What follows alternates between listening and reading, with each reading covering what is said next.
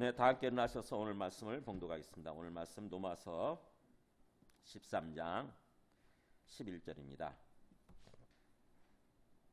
신약 페이지 258쪽 로마서 13장 11절에서 14절까지 저와 여러분이 한 절씩 교독하시겠습니다. 또한 너희가 이 시기를 알거니와 자다가 깰 때가 벌써 되었으니 이는 이제 우리의 구원이 처음 믿을 때보다 가까웠습니다.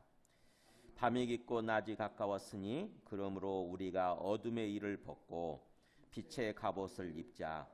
낮에와 같이 단정히 행하고 방탕하거나 술 취하지 말며 음란하거나 호색하지 말며 다투거나 시기하지 말고 오직 주 예수 그리스도로 옷 입고 정욕을 위하여 육신의 일을 도모하지 말라. 아멘. 앉으시겠습니다. 네. 지금 우리가 항상 말씀의 맥락을 잘 볼 필요가 있어요. 지금 우리 로마서 13장이잖아요. 로마서 13장은 세 가지 주제가 나오죠. 이 세 가지 주제가 밀접하게 연결이 되어 있습니다. 우리는 하나님의 나라에 속해 있으면서 또 동시에 이 세상 나라에 이 세상에 속한 모습으로 사는 거죠. 그죠? 이 세상에서 발 딛고 살잖아요. 그래서 두 나라에 속해 있는 거예요.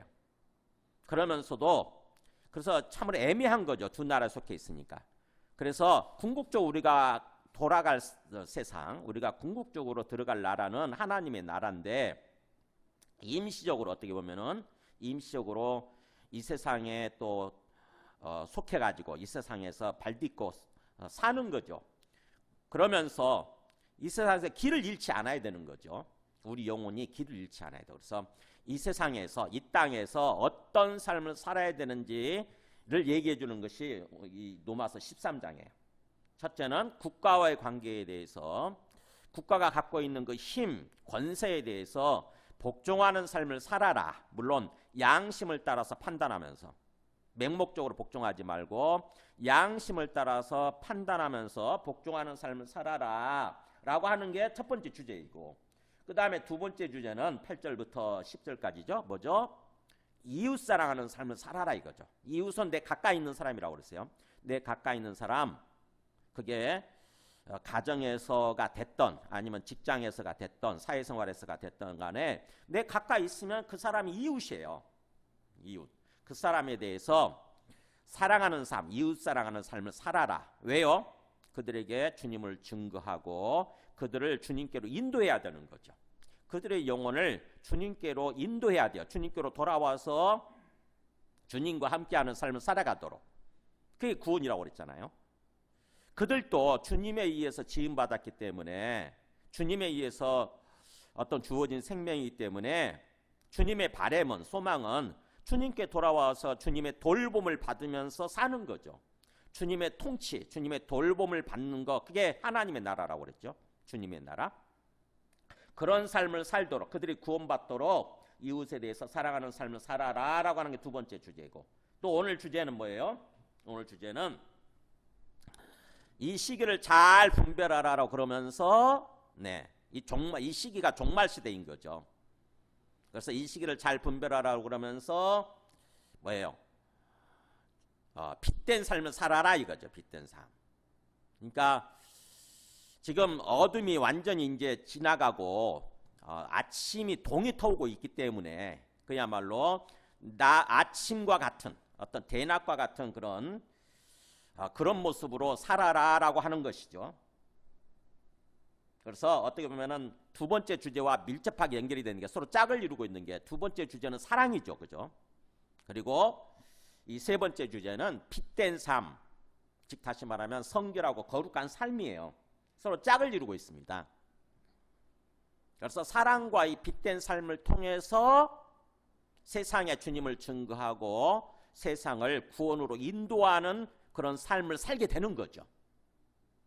굉장히 논리적이에요. 이 사도 바울이 말씀을 전하면서. 그래서 이 오늘 말씀을 이렇게 듣기 전에 오늘 말씀과 긴밀하게 연결되어 있는 사람이 있습니다. 유명한 사람이에요. 누구냐면은 어거스틴이라고, 아우구스티누스 그러죠. 영어로 얘기하면 어거스틴이고 뭐 그 노마 원래 로마 사람이니까 로마식으로 이름을 얘기하면 아우구스티누스 그러죠.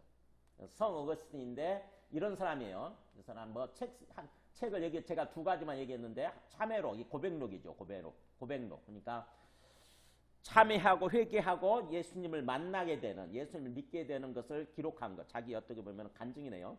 자기 간증을 기록한 게 이 참회록이고, 그 다음에 하나님의 토성 그래가지고 하나님의 나라죠. 하나님의 나라. 다른 번역은 또 신국론이라고 돼 있어요. 신국론.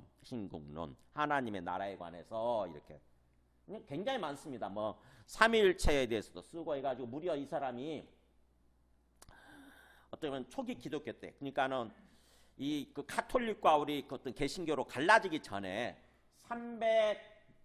354년에서 430년 사이 살았던 분이니까 3세기죠. 4세기에 살았던 아주 기독교 굉장히 위대한 인물이에요. 기독교 사상을 잘 정립한, 이 성경에서 얘기해 주는 사상을 잘 정립한 굉장히 훌륭한 인물이죠.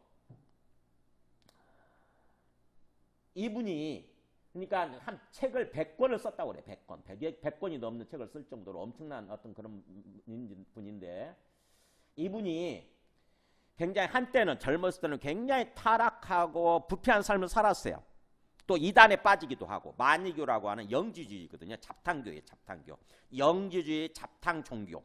그게 마니교인데 여러 가지 종교를 다 섞어놓고 합쳐놓은, 그러면서 또 영지주의적인 어떤 그런 성향을 띠는 그런 건데, 그 마니교에 또 빠져가지고는 몇 년 동안, 수년 동안을 그렇게 또 방황하는 삶을 살았는데, 어느 날 어머니의 기도죠. 어떻게 보면 어머니가 기독교 신자예요. 모니카라고. 어머니가 기도하는 자식은 절대로 잘못될 수 없다라는 그런 신조를 가지고 계속해서 자기 자식을 위해서 기도하는 삶을 살았던 그런 분. 어머니의 기도 덕분인지 또 하나님의 특별한 은혜 덕분인지 이 사람이 어느 날 회개합니다. 이렇게 어디서 회개하느냐? 그 다음 그림 보여줘 보세요. 여기 그 이탈리아 밀라노에 있는 어떤 그 정원인데, 성당 정원인데, 거기서 굉장히 뭔가 이렇게 고민하면서 걸을 때 갑자기 어떤 소리가 들리는 거예요. 톨레가 들어라, 내게 읽어라, 이렇게 되는 건데, 톨레레게라는 소리가 자꾸 들리는 거예요. 어린아이들을 통해서. 그 얘기를 듣고 집에 들어와서 곧바로 성경책을 펼쳐들었다고 그래요. 성경책을 집어가지고 딱 펼쳤는데 어디가 나왔느냐? 오늘 우리 본문이에요. 13장 13절 14절. 낮에와 같이 단정히 얘기하고 방탕하거나 술 취하지 말며 음란하거나 호색하지 말며 다투거나 시기하지 말고 오직 주 예수 그리스도 옷 입고 정욕을 위하여 육신을 도모하지 말라. 이 말씀이 확 꽂힌 거죠. 마음속에 확 꽂히면서 거기서 꾸꾸라진 것입니다. 회개하고. 그래서 이렇게 구원받게 된 거예요. 그 얘기를, 이 토마스 아퀴나스 얘기를 제가 한번 잠깐 들려드리도록 하겠습니다. 보여주세요.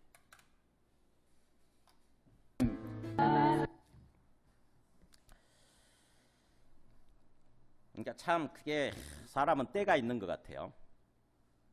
물론 주변 사람들의 기도가 간절히 필요하고, 또 저 사람도 어떻게 보면은 하나님에 의해서 택함받은 그런 사람이다 보니까 계속 고민했겠죠. 그죠? 어릴 때 교회를 다녔대요. 어머니 때문에. 어릴 때 교회를 다니다가, 우리도 되게 그렇듯이 어릴 때는 못 모르고 다니잖아요. 그랬다가 사춘기 때부터 어떻게 보면 빗나간 거죠.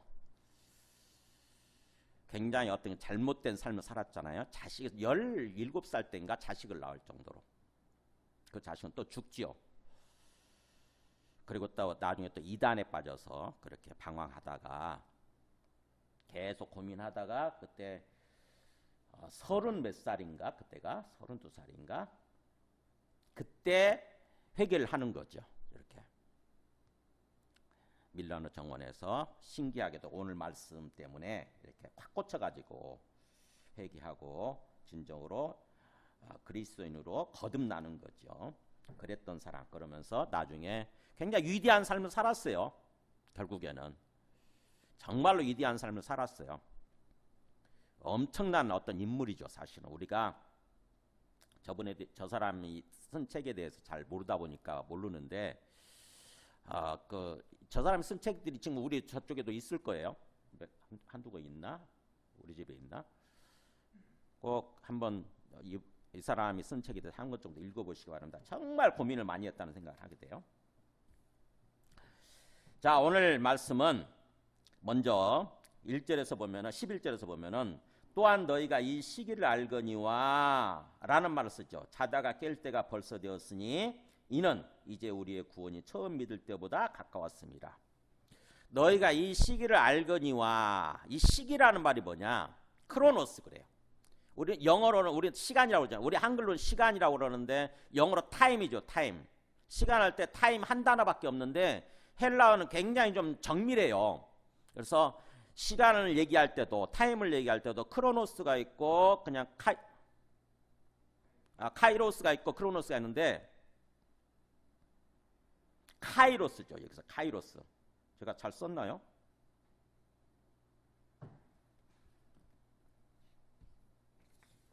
크로노스라고 쓰면 안 돼요. 잘못 썼구나. 뒤에 우리 뒤에 저기야 잘못 써놨네요. 뒤에 성경을 요약할 때 말씀을 요약할 때 크로노스라고 써버렸네. 카이로스예요. 카이로스. 하나님의 정해진 시간, 하나님이 개입하시는 시간이 이게 카이로스예요. 그거 실수했네요. 그러니까 너희가 이 시기, 이 카이로스를 알거니와 할 때 그 알미란 말이, 안다는 말이 현재 완료 시제입니다. 너희가 알고 있는 것처럼 이렇게 되는 거야. 알고 있는 것처럼. 그러니까 확실히 알고 있어야 된다고 하는 거죠. 시기를 분별할 줄 알아야 되는 거예요. 시기가. 하나님이 정해진 시간, 하나님이 어떻게 보면은 하나님이 주님이 재림하시는 거죠. 주님이 재림하셔서 우리가 구원의 완성에 들어가는 그 시간 정해져 있는 거죠. 그러면서 지금 우리가 처해 있는 이 시간을 분별할 줄 알아야 되는 거예요. 내가 지금 어디를 향해서 가고 있고 지금 어디쯤에 와 있는가. 하나님이 정하신 그 시간, 카이로스라고 하는 이 시간을 분별할 줄 알아야 된다고 하는 거죠. 그 시간을 분별할 줄 알 때 우리가 삶을 똑바로 사는 거예요. 시간을 분별할 줄 모르면 막연하게 삽니다. 내가 어디서 와서 어디를 향해서 가고 있는지 모르게 되면은 지금 현재를 살아가는 데 있어서 막연한 모습으로 살아요. 그냥. 그러다가 죽음이 닥치게 되면은 허둥대지요. 내가 이렇게 죽다니. 그러면서 인생이 허무하게 느껴지고 막 덧없이 느껴지고 이러는 거죠. 근데 하나님이 정하신 시간을 분별할 줄 알면, 그래서 하나님이 인도하시는 그런 인도하심을 따라서 삶을 살게 되면은 자연스럽게 받아들이는 거죠. 이제 이 땅에서의 내 삶은 끝났구나. 그러나 주님이 재림하실 때 나는 부활할 거다라고 하는 믿는 거죠. 주님이 재림할 때 내가 부활해가지고 완전한 구원에 들어가게 될 거다라고 하는 것을 받아들이게 됩니다. 그래서 어떻게 보면은 이 땅에서 확신 있게 사는 거죠. 현재를 살아갈 때 굉장히 확실한 모습으로, 확신 있는 모습으로 살게 되는 거예요. 그래서 그렇게 표현하죠. 너희가 이 시기를 알고 있거니와, 이렇게 하나님이 정하신 이 시간 카이로스를 알고 있거니와, 자다가 깰 때가 벌써 되었다. 잠에서 자다가라는 말이 정확히 번역하면은 잠에서 그런 뜻이에요. 잠에서 깨어날 때가 벌써 되었다. 그러니까 자고 있지 마라 이거예요. 그렇게 자고 있지 마라. 영적으로 자고 있지 마라. 깨어날 때가 됐다 지금. 왜냐? 우리의 구원이 처음 믿을 때보다 가까웠기 때문이다. 우리의 구원, 이 구원이 뭐예요? 처음 구원받는 걸 말하는 게 아니라 완전한 구원에 들어가는 거, 구원의 완성을 말하는 거죠. 구원의 완성. 주님이 재림하시고 우리가 부활해가지고 완전한 구원, 완전한 영생에 들어가는 거, 영화 상태에 들어가는 거. 우리 노마서 표현식으로 하면은 영화라고 그랬잖아요. 영화, 영광 또는 영화. 그럴 때가 더 가까워졌다고 하는 거죠. 처음 믿을 때보다. 처음 믿을 때보다. 그죠? 시간이 흘러갔으니까 언젠가는 반드시 오시는 거고 그 오실 때가 가까워진 거죠. 예수 믿지 않는 사람들도 그래서 지금 일어나고 있는 현상들을 보면서 말세지 말 이런 식으로 막 표현하잖아요. 그죠? 말세지 말. 세상이 지금 우리가 말세를 살고 있는데 그 말세에서도 지금 끝이 온 것 아닌가 이런 생각을 하는 거죠. 여러 가지 일어나고 있는 현상들이 막 어떤 심상치 않죠. 그죠? 자연현상이나 지금 세계적으로 일어나고 있는 자연현상이나 또 우리 주변에서 일어나고 있는 어떤 사회현상들 보면은 심상치가 않습니다. 우리는 막 물음표를 계속 찍으면서 이게 뭐지? 이게 뭐지? 하면서 지금 당하고 있잖아요. 그죠? 전에 겪어보지 못한 현상들이 자꾸 일어나고 있어요. 자꾸. 근데 뭔지를 잘 모르는 거야. 근데 하나님의 말씀에 보면은 이미 예언돼 있어요. 주님이 오실 때가 되면 이러이러한 일들이 일어날 거다라고 하는 게 예언돼 있는 거예요. 하나님의 말씀을 통해서 우리가 깨달을 줄 알아야 됩니다. 아, 진짜인가 보다. 주님이 오실 때가 진짜 가까워졌나 보다. 깨달아야 되는 거죠.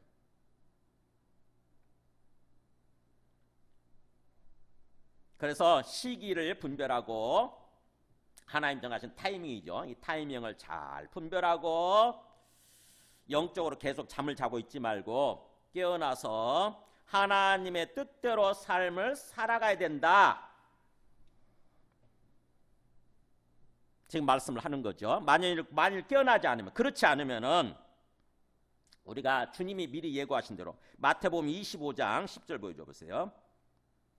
마태복음 25장 10절 보면은 미련한 처녀들 나오죠. 10처녀 중에서 5처녀 이렇게 나눠지잖아요. 지혜로운 5처녀가 있었고 미련한 5처녀가 있었어요. 미련한 5처녀는 어떤 사람들이냐? 그들이 사러 간 사이 앞에 5처녀들이 지혜로운 5처녀가 기름을 사러 아니죠. 미련한 5처녀들이지. 미련한 5처녀들이 기름을 준비하지 못했다가 신랑이 와버린 거예요. 그 신랑은 예수님이죠. 주님이 다시 오셔버린 거예요. 그때서 허겁지겁 기름을 사러 간 거죠. 미련한 5처녀들은.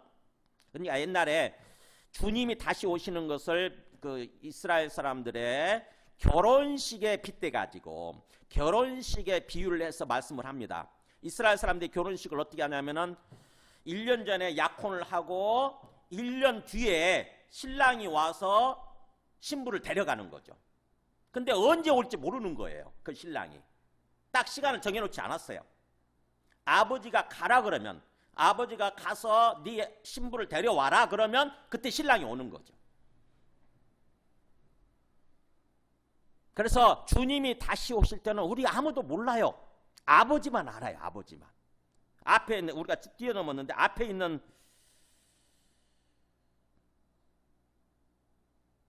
말씀을 한번 다시 보여줘 볼까? 마태복음 24장 36절 보면 이렇게 나오잖아요. 그날과 그때는 아무도 모르나니.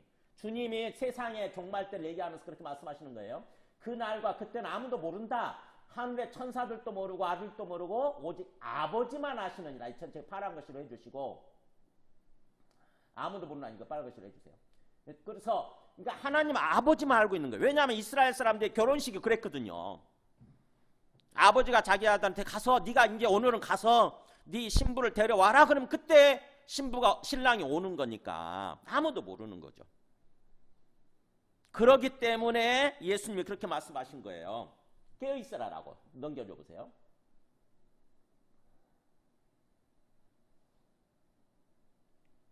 이렇게 그러므로 깨어있으라. 어느 날에 너희 주가 임하려니 너희가 알지 못함이니라. 그러니까 언제 오실지 모르기 때문에 항상 깨어있어라. 영적으로 깨어있으라는 거죠. 잠자지 말고, 잠들어 있지 말고 깨어있으라. 이렇게 주님이 말씀하셨었는데, 깨어있는 거는 준비하는 거잖아요. 그죠? 아, 주님이 반드시 오신다고 그랬으니까 언젠가는 오실 거다. 내 신랑이 언젠가는 와서 신부되는 나를 데려갈 거다. 그래서 한 집에서 한 방에서 영원히 함께 살게 될 거다라고 하는 것을 믿고 그 신부는 준비해야 되잖아요. 결혼식을 준비하는 그런 삶을 살아야 되는데 이 미련한 5처녀는 그걸 준비하지 않은 거죠. 소위 신랑이 올 때를 대비해서 기름도 다 준비하고 신랑을 맞이할 준비를 했어야 되는데 준비하지 않은 거예요. 근데 덜컥 와버린 것입니다. 어느 날 신랑이 와버린 거예요. 그래서 어떻게 되느냐? 그 다음 말씀 보여주세요. 아까 25장. 네. 그들이 사러 간 사이에 신랑이 와버렸잖아요. 그죠? 이렇게. 신랑이 파란 글씨로 이거 바꿔야 되겠구나. 이 글씨 가지고는 티가 안 나네요. 검정 글씨하고. 제가 색깔을 좀 더 저길로 바꿔야 되겠네. 신랑이 드디어 와버린 거예요. 미련한 다섯은 그때서 기름을 사러 갔는데 그때서 준비하러 간 거죠. 근데 준비하였던 이 다섯 처녀, 지혜로운 다섯 처녀들은 함께 혼인잔치에 들어갔다. 혼인잔치에 들어갔다. 뭐예요? 신랑 집으로 간 거죠. 신랑 집으로. 혼인식을 하기 위해서. 즉 다시 말하면 부활해 가지고 영원한 천국에 들어갔다 이런 뜻이에요. 영원한 천국에 영생의 삶에 들어간 거죠. 그리고는 문이 닫혀버린 거죠. 이렇게. 그러니까 우리가 시기를 분별할 줄 모르고 준비하고 있지 않으면 어느 날 뭐예요? 주님은 다시 오시게 될 거고 우리는 천국으로 들어가지 못하고 그럴 수 있다는 거죠. 그래서 미련한 다섯 처녀 같은 그런 어리석음을 범하지 말고 슬기로운 지혜로운 다섯 처녀처럼 미리 준비하는 삶을 살아라 라고 하는 게 주님의 미리 예고예요. 주님께서 그렇게 말씀하셨던 거죠. 그런즉 깨어있으라 너희는 그날과 그때를 알지 못하느니라 이렇게. 사실은 이 로마서에서 사도 바울도 그런 맥락에서 지금 말씀을 하는 거예요. 너희가 이 시기를 잘 알고 있거니와 알아야 된다는 거죠. 그래서 자다가 잠에서 깨어날 때가 벌써 됐다. 벌써.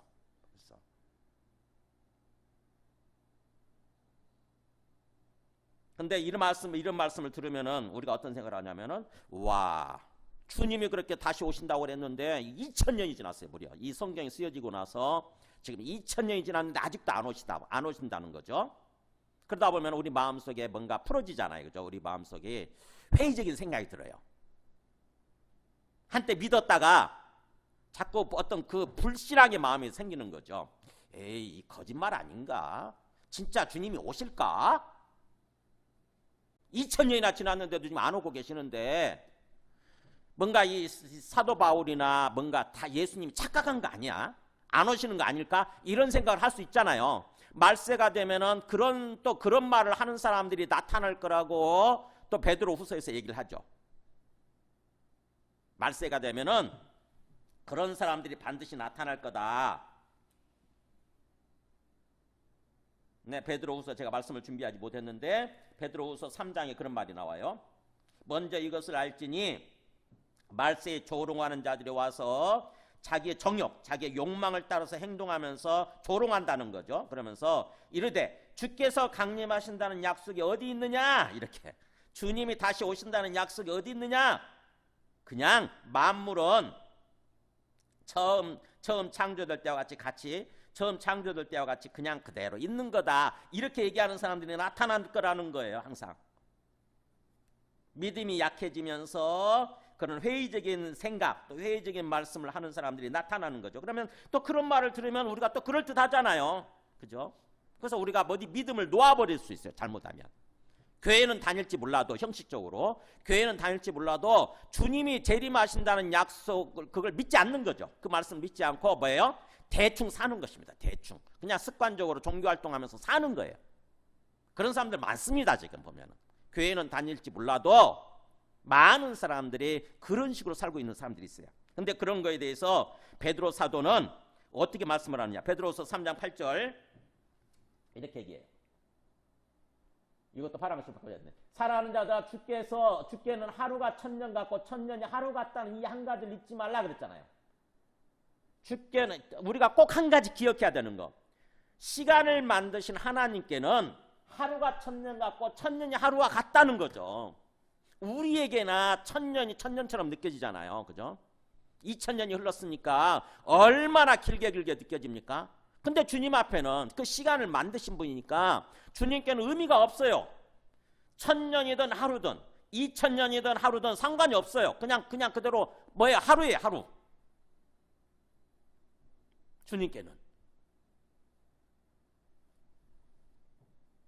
주님께서는 그 시간을 어떤 식으로 어떤 관점에서 바라보고 지금 보내고 계시냐면은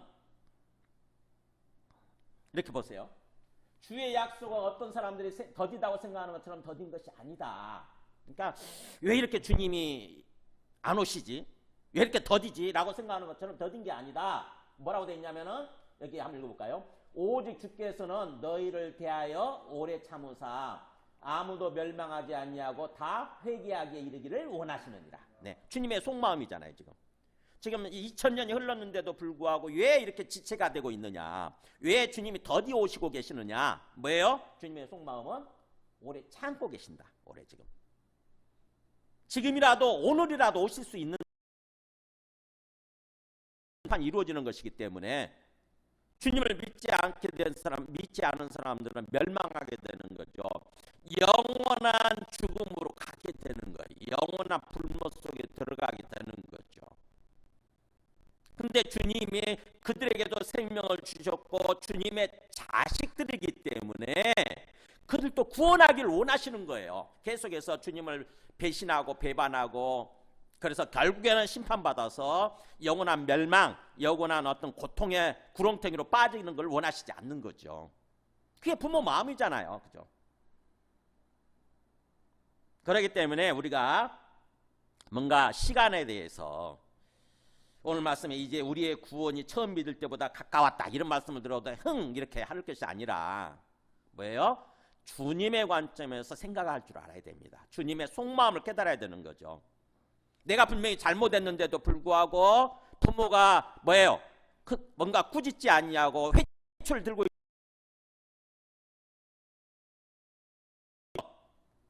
보세요. 그래서 또 12절 13절 밤이 깊고 낮이 가까웠으니 앞에 있는 표현을 또 다르게 표현하죠. 지금은 밤이 깊고 낮이 가까웠다. 이 낮이 뭐예요? 아침이에요. 아침. 동트는 아침. 밤과 낮 햇빛이 비치는. 그러니까 뭐예요? 밤이 이제 충분히 깊어지고 새벽인 거죠. 지금 새벽 한 3시, 4시 된 거예요. 그러면 이제 그때부터 뭐예요?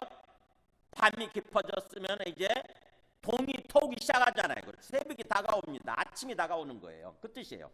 밤이 깊고 아침이 동트는 아침이 이제 자꾸 가까워지고 있으니 그러므로 이제는 우리가 어둠의 일들을 벗고 그 일이라고 했잖아요. 복수예요.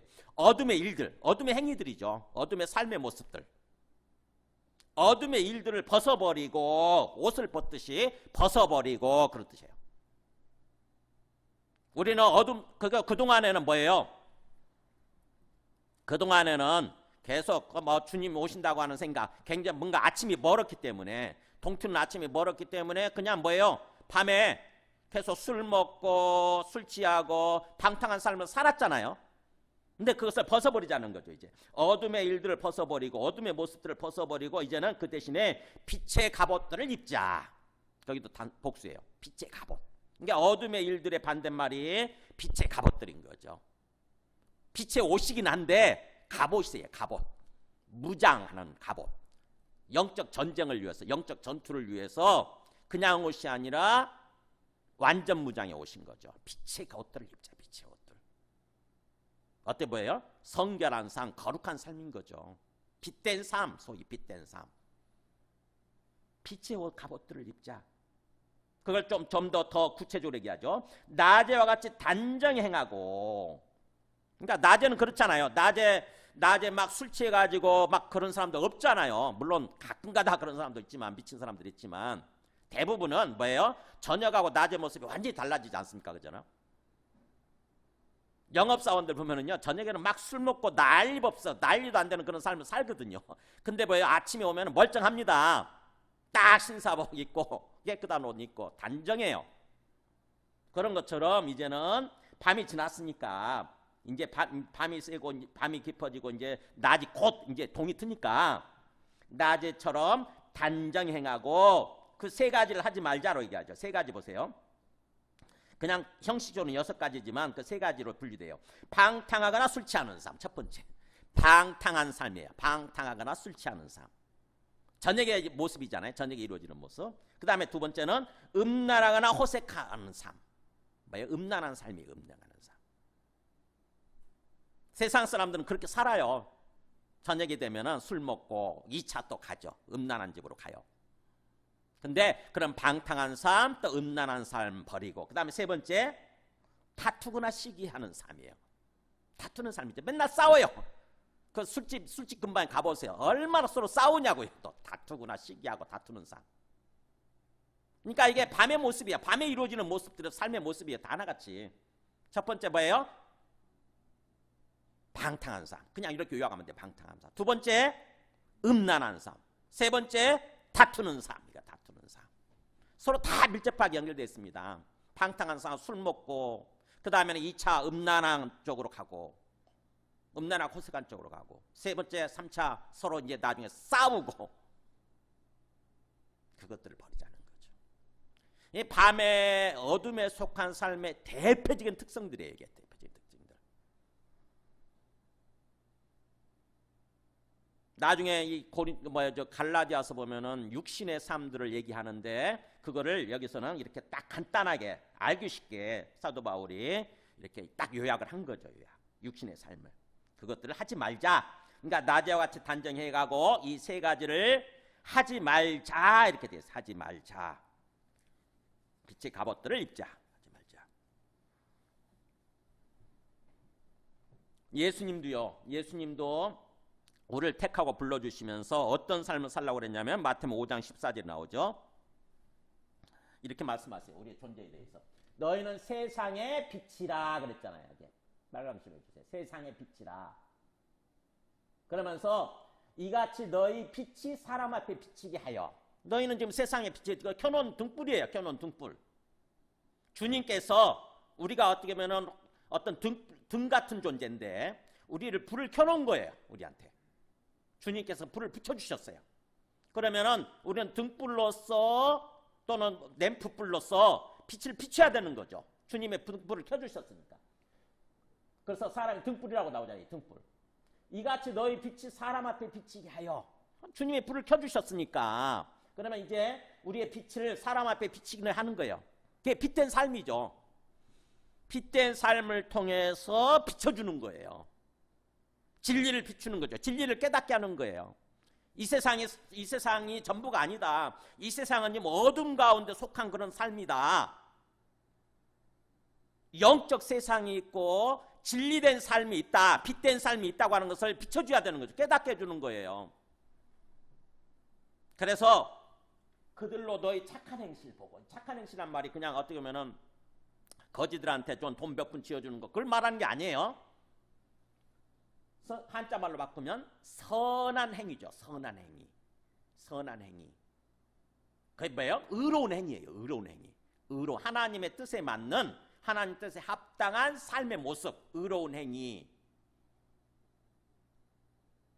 하나님의 의를 실천하는 행위. 그게 의로운 행위 또는 선한 행위. 그것을 보고, 그러니까 빛된 삶이죠. 우리의 빛된 삶. 성결한 삶, 거룩한 삶, 의로운 삶. 소위 의로운 삶. 그치? 의로운 삶, 공의로운 삶. 그것들을 보고 뭐예요? 사람들이 깨닫게 되는 거죠. 하늘에 계신 너희 아버지께 영광을 돌리라. 야, 너의 삶, 네가 살아가는 모습을 보니까 하나님이 살아계시나 보다. 이렇게 그들이 고백하게 되는 거예요. 하나님이 살아계시나 보다. 네 삶을 보니까. 그러면서 그들도 하나님께 오게 되는 거죠. 돌아오게 되는 거죠. 회개하고. 주님은 우리를 그런 존재로, 빛된 존재로, 세상에 빛이 되는 존재로 세우셨다는 거죠. 그런 맥락에서 얘기하는 거예요. 빛된 삶을 살아라. 빛의 갑옷을 입어라. 이렇게. 에베소서에서는 사도 바울이 이렇게 표현하죠. 우리가 그런 빛된 삶을 살면은 에베소 5장 8절, 너희가 전에는 어둠이든지 이제는 주 안에서 빛이라. 빛의 자녀들처럼 행하라. 이제는 주님 안에서 우리가 빛이 됐다. 전에는 어둠에 있었는데 사탄을 따라서 사탄의 자식으로서 사탄을 따라서 삶을 살아갈 때 우리가 어둠이었다는 거죠. 어둠 자체였어요. 어둠에 속한 모습. 근데 이제는 주님 안에서 구원받음으로써 빛이 돼버린 거죠. 등불이 된 거예요. 등불이. 그러면 빛의 자녀들처럼 합당한 모습으로 의로운 삶, 빛된 삶을 살면 그 빛의 열매는, 우리가 빛을 비춰주게 되면은 거두게 되는 열매는 어떻게 되느냐? 열매. 착함, 선함이죠. 모든 선함. 하나님의 의로운 모습. 그 다음에 또 의로움. 여기도 의로움 또 나오네. 의로움. 그 다음에 진실함. 진실함, 참됨이라는 뜻이죠. 참됨. 말대로 행하는 거, 말과 행위가 일치하는 거, 그게 진실함이거든요. 그런 것들이다. 그러니까 우리가 빛된 삶을 살게 되면은 자연스럽게 우리 삶 속에 이런 모습으로 나타난다는 거죠. 이런 열매들이 맺힌다는 거죠. 착함, 의로움, 진실함, 이런 열매들이 맺힌다는 거죠. 그러니까 내가 지금 의로운 삶, 내가 지금 빛된 삶을 살고 있는지, 빛의 갑옷들을 입고 있는지 안 있는지는 오늘 이걸 가지고 판단할 수 있는 거예요. 이 말씀을 가지고 내 삶 속에서 계속 모든 어떤 착함, 모든 선한 모습들, 그 다음에 의로운 모습들, 진실함이라고 하는 것들이 자꾸 열매를 맺히고 있느냐 하는 거죠. 내 인격 속에서, 내 삶 속에서.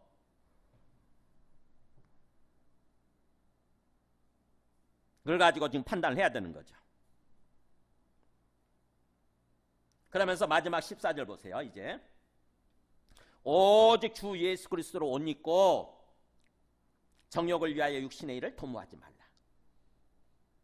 주 예수 그리스도로 옷 입고란 말이 있는데, 주 정확히 번역하면 원문으로 주 예수 그리스도를 입고 그런 뜻이에요. 마치 옷을 입듯이 주 예수 그리스도 자체를 입어버리는 것입니다. 주 예수 그리스도를 입고 육신의 일을 도모하지 마라. 육신의 일을. 두 가지 명령어예요. 이게 굉장히 중요합니다. 주 예수 그리스도, 뭐가 무슨 뜻이에요? 예수는 주님이시고 그리스도다, 이런 뜻이에요. 우리가 믿고 있는 예수님은 주님이 되시는 분이시다. 하나님이 되시는 분이시고 내 생명과 내 삶의 주인이 되시는 분이시다, 이런 뜻이에요. 주인이 되시는 분이시고 그리스도는 구원자라는 뜻이죠. 구원자가 되시는 분이시다. 그걸 입자는 거예요. 그거를. 그러니까 뭐예요? 항상 내 무엇을 하든지 우리가 어떤 상황 속에서 어떤 삶을 살든지 간에 뭐예요? 내 모습이 주 예수 그리스도가 드러나는 거예요. 예수가 주님 되시고 그리스도가 되심이 드러나는 거예요. 마치 내가 옷을 입고 있으면 드러나잖아요. 그죠? 내가 이렇게 신사복을 입고 있으면 이 모습이 드러나지 않습니까? 옷이라고 하는 것은 사람들한테 비춰지는 모습이거든요. 내가 주 예수 그리스도를 입었다 그렇다면은 내 삶을 통해서 뭐예요? 내 행동을 통해서 사람들이 예수가 주님 되시고 그리스도가 되시는 거구나 라고 하는 것을 보게 되는 거예요. 깨닫게 되는 거예요. 그런 삶을 살자는 거죠. 그런 삶을. 그러니까 항상 뭐예요? 어떤 상황 속에서도 내 마음대로 결정하고 내 기분대로 내 자아대로 살아가는 것이 아니라 항상 주님을 바라보면서 주님께 고백하는 거예요. 주님은 나의 주님이시고 나의 그리스도이십니다. 내 생명과 내 삶의 주인이시고 그 다음에 나를 구원하시고 완전한 구원으로 인도해 가고 계시는 그리스도 구원자이십니다 라고 항상 고백하면서 다짐하면서 그런 삶을 살려고 하는 거죠. 그게 주 예수 그리스도로 옷 입으라는 뜻이에요. 주 예수 그리스도로 주 예수 그리스도를 입고 그 다음에 육신의 일을 도모하지 말라. 육신의 일이 뭐예요? 육신이. 제가 계속 얘기했잖아요. 육신은 뭐예요? 사르크스 해가지고 부패한 본성이에요. 부패한 본성. 타락하고 부패한 본성. 우리가 성령을 받기 전에, 예수님 믿고 성령 받기 전에 육신이 우리를 이끌어가고 있었죠. 우리 마음속에 육신. 본성이에요. 본성. 타락해버린 부패한 본성. 부패해버린 본성. 그 본성이 인간적인 본성이죠. 인간적인 본성이 우리를 이끌어가고 있었잖아요. 근데 예수님을 믿었더니 성령을 받게 된 거죠. 그래서 성령과 반대되는 것이 육신이에요. 사도 바울이 갈라디아서 5장에서 그렇게 확실하게 얘기해 주잖아요.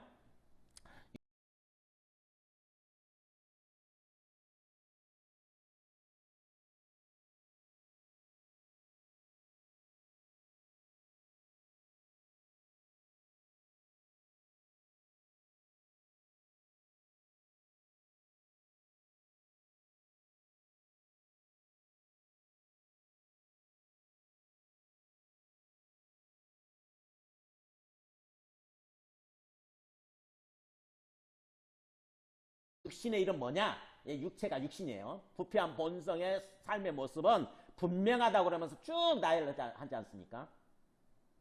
이게 육신의 삶의 모습이거든요. 아까 보세요. 아까 말씀 보였으면은 음행 더러운 거 호세, 이게 음란한 삶이잖아요. 음행 더러운 거 호세, 음란한 삶.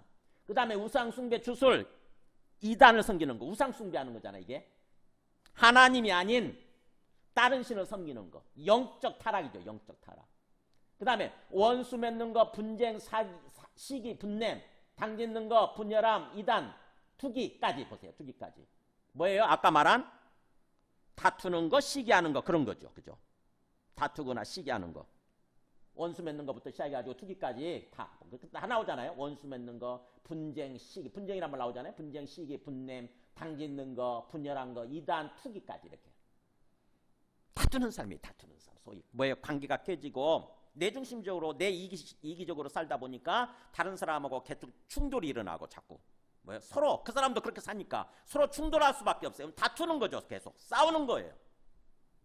모든 싸움, 모든 전쟁은요, 욕심 때문에 싸우는 거예요. 욕심 때문에 일어나는 거예요. 욕심 때문에.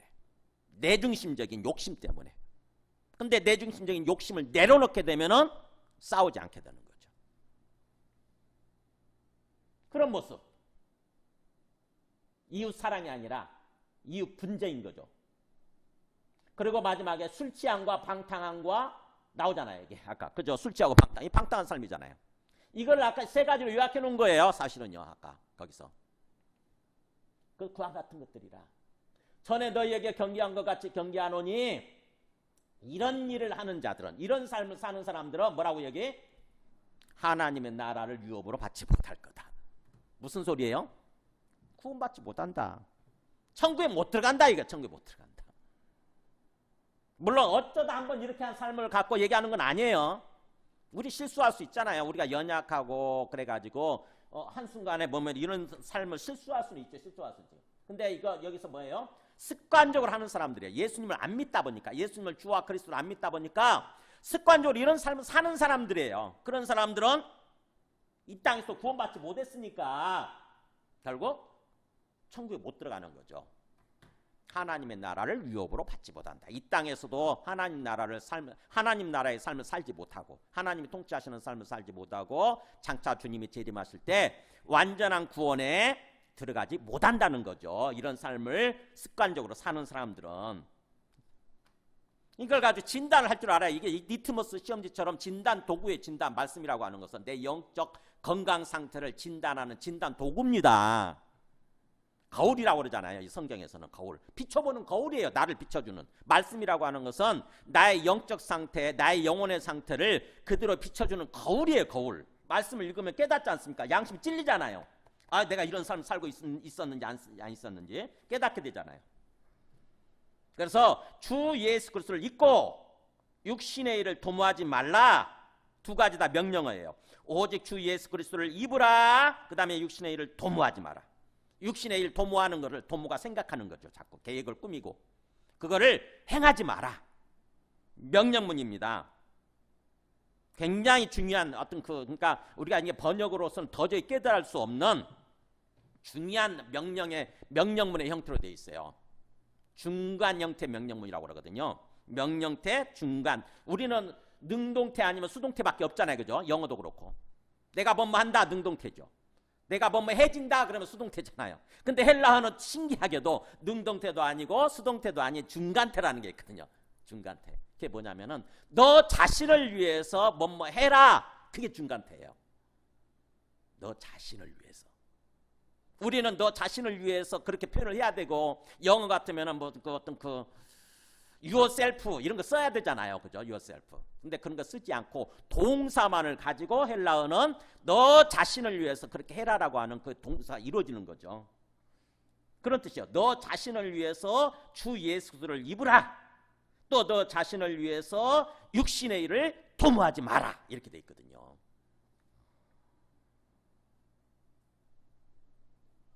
주 예수 그리스도를 입으라. 마치 옷 입듯이 엔디사스테.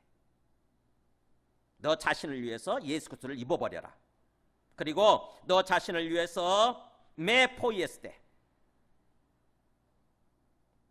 육신의 일을 도모하지 마라. 이렇게 명령문으로, 두 가지 명령문으로 마지막 마무리를 하고 있습니다.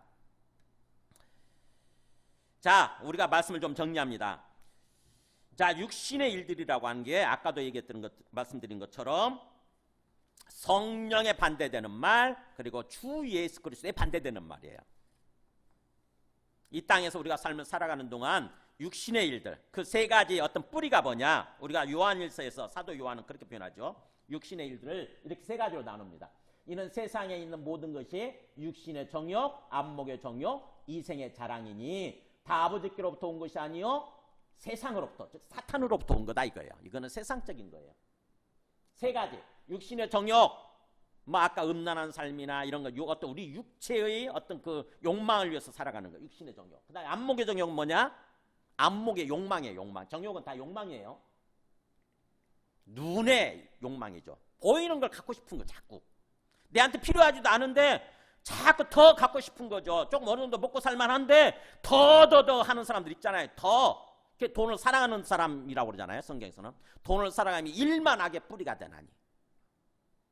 모든 악의 뿌리는 돈을 사랑하는 거라고 하는 거죠.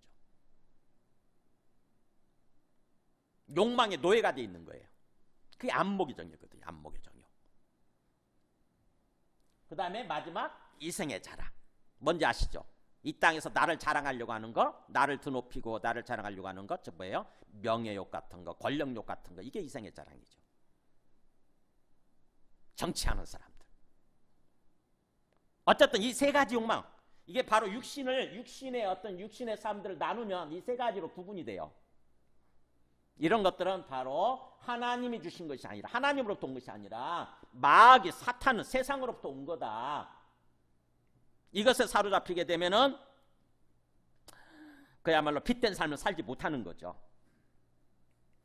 중요한 것은 우리가 알아야 되는 것은 뭐냐면 이 세상도 그 정욕도 지나가되 한순간이거든요. 이 땅에서 잠시 사는 동안 잠시 있는 거예요. 이 세상도 그 욕망도 다 지나가되 하나님의 뜻을 행하는 자는 영원히 거하게 된다. 영원히 살게 된다고 하는 거. 그러니까 이 땅에서 우리가 살아가는 동안 때로 이런 욕망들이 생길 수밖에 없지만, 그죠?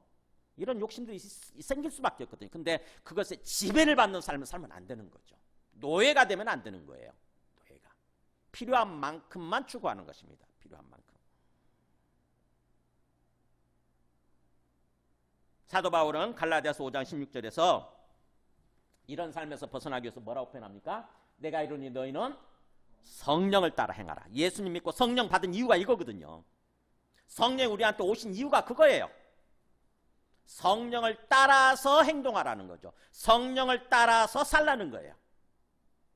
그러면 당연히 자연스럽게 육신의 욕망을 이루지 아니하리라. 육신의 욕망의 노예가 되지 않게 된다고 하는 거죠.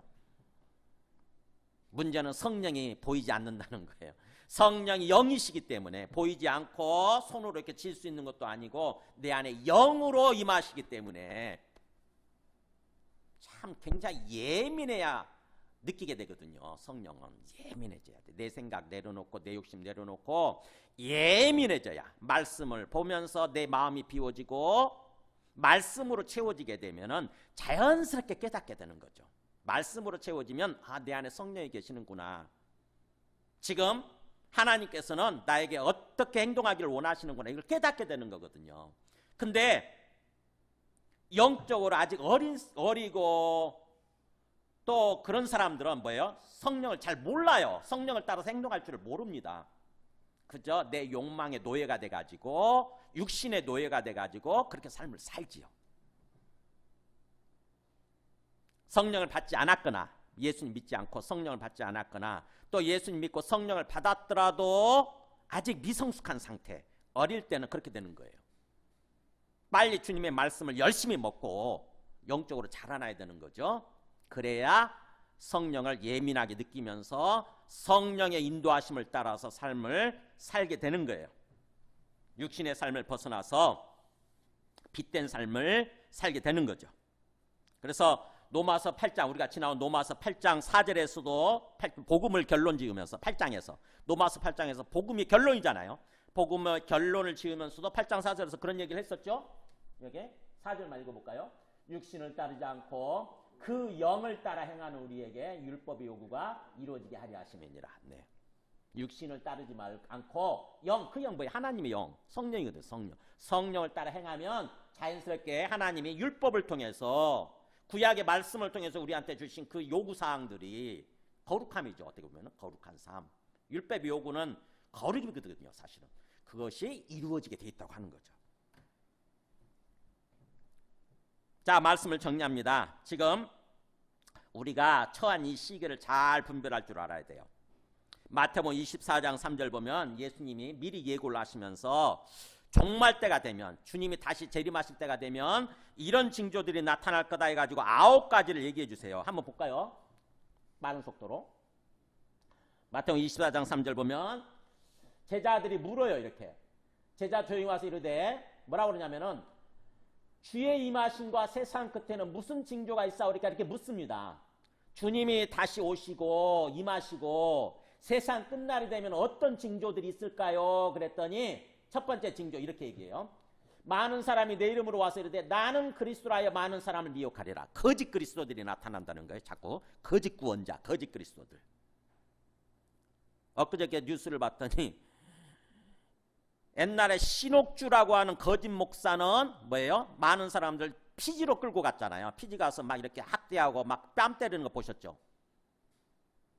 그런데 이번에는 또 브라질에 무슨 박명호 사람이 또 수백 명을 브라질로 끌고 갔어요. 그래가지고 거기서 이번에 애들 6명인가 또 죽었더라고요. 거짓 그리스도입니다. 다 거짓 그리스도. 왜 거기에 속아 넘어가는지 모르겠어요. 다 돈 갖다 다 바치고 자기 몸으로 노동하면서 몸 바치는 거잖아요. 몸으로 노동하면서 월급 하나도 못 받는 거예요. 그러면서도 박명호가 하나님이래. 하나님. 여자들은 뭐예요? 나의 낭군이래. 나의 신부대. 어린아이들부터 다 그렇게 가르쳐가지고 완전히 세뇌당해가지고 그렇게 표현하더라고. 어린아이들이 박명호가 나의 낭군이래. 나의 신랑이래. 와, 거짓 그리스도. 그 다음에 두 번째 징조, 세상 징조 뭐예요? 난리와 난리 소문. 나라 안에서 전쟁하는 거죠. 서로 계속 싸우는 거예요. 같은 민족끼리. 그 다음에 또 세 번째 징조, 민족이 민족, 나라가 나라. 서로 뭐예요? 나라끼리도 싸우는 이제 그야말로 국제전쟁이 벌어지는 거죠. 지금 국제전쟁 보시죠. 이 난리와 난리 소문. 미얀마 같은 경우 그렇잖아요. 미얀마. 그 다음에 이 나라와 나라, 민족이 민족. 이게 뭡니까? 지금 러시아와 우크라이나처럼. 그 다음에 또 네 번째 징조, 곳곳에 기근과 지진이 있을 거다. 기근, 지진, 자연현상들 뭐예요? 지금 우리가 겪고 있는 여러 가지 자연현상들 있지 않습니까? 말도 아니 이해가 안 되잖아요. 유럽은 활활 타올라. 막 50도가 넘고. 중국도 땅덩이가 높다 보니까 한쪽에서는 활활 타오르는데 한쪽에서는 엄청난 비가 쏟아져가지고 다 물에 잠겨요. 파키스탄, 중국 한쪽 중국 한쪽에서는 양쯔강이 다 말릴 정도야. 양쯔강이 말라버렸죠? 그 엄청난 강이 말라. 한쪽에서는 또 비가 엄청 쏟아지고 도시 자체가 잠겨. 곳곳에 그러면서 이제 기근 현상, 지진도. 정말 말로 표현하면 지진들이 엄청 쏟아지잖아요. 근데 이 모든 것은 재난의 시작일 뿐이다. 이렇게 주님은 얘기하시죠. 이런 것들은 재난의 시작일 뿐이야. 본격적인 재난이 계속 있다는 거죠. 그때 사람들이 너희를 환란에 넘겨주겠으면 너희를 죽일 것이다. 그러니까 뭐예요?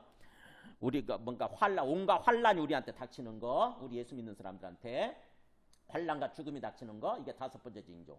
미움도 받게 되고 세상 사람들한테. 그 다음에 여섯 번째, 그때 많은 사람들이 실족하게 되어 서로 잡아주고 서로 미워하겠으며, 사람들이요 서로 이제 가족인데도 불구하고 서로 잡아주고 서로 미워하고 서로 죽이는 현상들. 그 다음에 거짓 선지자가 많이 일어날 거다. 아까 거짓 그리스도, 이제는 거짓 선지자죠. 거짓 선지자들이 많이 일어날 거다. 거짓 목사란 뜻이에요. 말씀을 잘못 가르쳐주는, 잘못된 말씀을 전하는 거짓 목자, 거짓 그리스도들이 많이 일어날 거다. 그래서 많은 사람 미혹할 거다. 여덟 번째 징조, 불법이 성함으로 많은 사람이 사랑이 식어지리라. 뭐예요? 이제 사랑이 자꾸 없어지죠. 그잖아요. 지금 우리 느끼잖아요. 정말 느끼지 않습니까? 옛날 우리 제가 시골에 살 때는 서로 이웃끼리 서로 그렇게 사랑했거든요. 사실은 자연스럽게 이웃이 동네가 한 가족이었어요. 근데 지금은 완전히 사랑이 같은 아파트 단지에 살지만 엘리베이터에서 마주치지만 귀찮죠. 인사하기도 싫고. 그런 모습으로 바뀌는 거죠. 자꾸. 그 다음에 마지막 9번째 징조. 이 천국 복음이 모든 민족에 증언되게 하여 온 세상에 전파되니까 뭐예요? 어떻게든지 간에 이 복음이 하나님 나라 복음이 땅 끝까지 모든 민족에게 한 사람 한 사람 모든 사람을 말하는 건 아니에요. 모든 민족의 민족 단위로 모든 민족에게 딱 증거돼야 되는 거죠. 수천의 민족이 있잖아요. 이 세상에는. 그 민족에게 복음이 다 전해지면 그때 끝이 온다고 하는 거죠. 이게 주님이 말씀하신 마지막 종말의 징조고 마지막 그 다음에 디모데후서 3장 1절 보면 종말의 사회현상 사도 바울은 디모데후서에서 이렇게 얘기해요. 종말의 사회현상들이 이제 사회현상들. 아까는 자연현상까지를 다 포함해서 얘기를 했지만 사회현상들 여기서는 18가지가 나와요. 아까 전 9가지 징조가 얘기했지만 이 사회현상들은 18가지 2배네요. 딱 너는 이것을 알라 말세에 고통하는 때가 이를 거다 그러면서 사회현상 마지막 때가 되면 사람들이 어떻게 하냐 자기 사랑하고 돈 사랑하고 자랑 교만 비방 부모 거역하고 감사할 줄 모르고 거룩하지 않고 이게 나오잖아요. 빛된 삶을 살지 않고 무정하고 원통함 풀지 아니하며 모함하며 절제하지 못하며 사나우며 선왕을 좋아하지 아니하며 배신하며 조급하며 자만하며 쾌락 사랑하기를 하나님 사랑하는 것보다 더하며 그래서 결국 경건의 모양은 있지만 경건의 능력을 부인하는 모습. 교회는 다녀요. 경건의 모양은 있습니다. 내가 그리스도인이다 기독교 신자다 교회는 다녀요. 근데 뭐예요? 속에 진정한 경건의 능력 즉 다시 말하면 예수 믿는 어떤 그 능력 그 삶은 없는 거죠. 내 마음에 어떤 그 능력 힘은 없는 거예요. 내가 정말 이렇게 하나님을 믿고 하나님 뜻대로 거룩한 삶을 살면 빛된 삶을 살면 내가 구원받게 될 거다. 주님으로부터 인정받게 될 거다. 이런 생각이 없어요. 이게 말세가 되면 나타나게 될 사회 현상들 어떻게 보면 예수 믿는 기독교인들 사이에 나타나는 현상들인 거죠.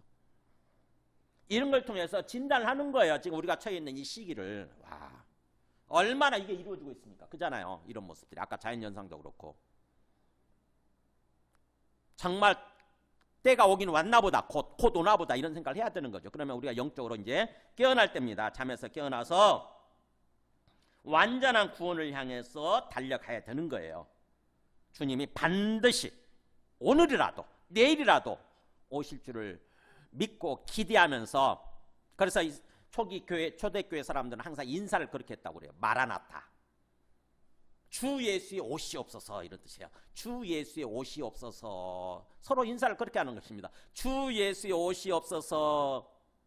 이 땅에서 삶을 열심히 살다 보면 힘들고 지치잖아요. 그러다 보면 정말 주님이 오시기를 갈망하게 되죠. 소망이 없거든요. 사실은요. 이 땅에서 삶 속에는 소망이 없습니다. 주님 빨리 오셔야 돼요. 주님 빨리 오시옵소서 이렇게 인사를 하게 되는 거죠. 기도하게 되는 거예요. 우리는 지금 우리가 처한 이 시기 종말 시기라고 하는 것입니다. 종말 시대예요.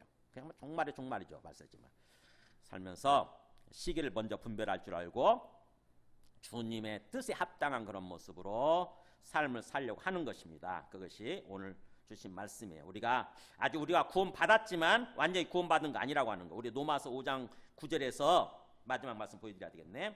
로마서 5장 9절에서 지나왔지만 보세요. 이제 우리가 그의 피로 말미암아 의롭다 하심을 받았으니 더욱 그로 말미암아 진노하심에서 구원을 받을 것이다. 뭐예요? 이게 구원받은 거거든요. 우리가 예수님을 믿고 의롭다 하심을 받은 거예요. 구원 받았어요. 그러나 장차 나중에 우리는 또 완전한 구원을 받게 된다고 하는 거. 진노 심판이죠. 심판으로부터 완전한 구원을 받게 될 거다. 그래서 우리는 이미와 아직 사이에 있어요. 이미 지금 하나님의 백성으로서 하나님의 자녀로서 구원 받았지만 그러나 주님이 재림하실 때 완전한 구원에 이르러야 되는 거죠.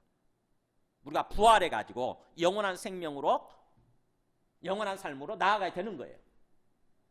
우리가 하나님과 화목하게 되었은즉 나중에 구원을 받을 것입니다. 같은 말이에요. 로마서 우리가 지나온 로마서 말씀에 이 말씀이 있는 거예요.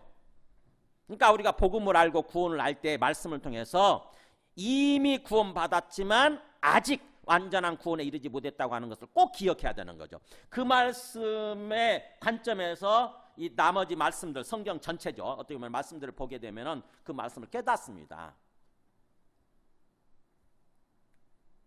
그래서 우리가 지금 처한 시기는 이미와 아직 사이 있다.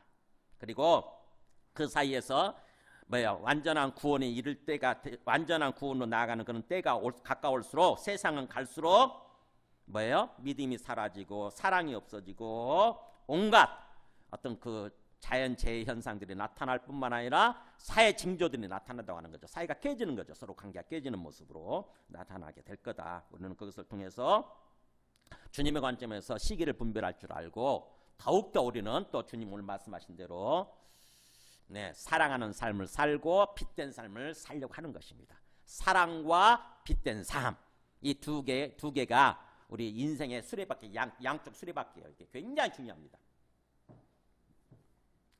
그래야 우리 인생이 무너지지 않고 주님의 구원을 누리며 평안을 누리며 또 형통하게 되며 삶을 살게 되는 거예요.